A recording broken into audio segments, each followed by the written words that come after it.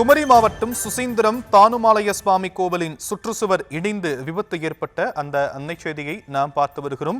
சுசீந்திரம் கோவிலின் சுற்றுச்சுவர் இடிந்து விழுந்திருக்கக்கூடியதை நாம் அண்மை செய்திகளாக பார்த்து வருகிறோம். கோவில் தெப்பக்குளத்திலிருந்து அதிக ஆழத்தில் மண் அள்ளுவதே இதற்கு காரணம் எனவும் சொல்லப்படுகிறது.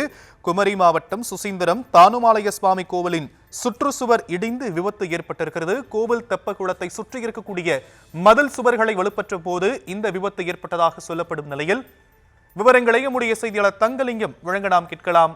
தங்கலிங்கம், மேலும் விவரங்கள். வணக்கம் ஷியாம். கன்னியாகுமரி மாவட்டத்தில் பிரசித்தி பெற்ற கோவிலான சுசீந்திரம் தானுமாலயன் சுவாமி கோவில் தெப்பக்குளத்தை தூர்வார பொதுமக்கள் கோரிக்கை விடுத்திருந்தனர். கோயில் தெப்பக்குளத்தை தூர்வாருவதற்காக ரூபாய் 45 லட்சம் ரூபாய் அரசு ஒதுக்கீடு செய்து அதற்கான பணிகள் கடந்த மாதம் தொடர்ந்து நடைபெற்று வருகிறது.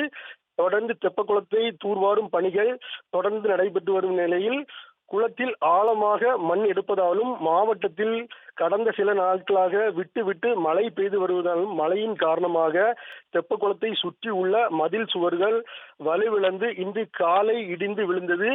மதில் சுவர் பல இடங்களில் பிளவுகள் தோன்றிய நிலையில் உள்ளது. இது சம்பந்தமாக அறநிலையத்துறை அதிகாரிகள் சம்பவ இடத்தில் சென்று பார்வையிட்டனர். மேலும் அந்த பகுதிக்கு போக்குவரத்தும் தடை செய்யப்பட்டுள்ளது.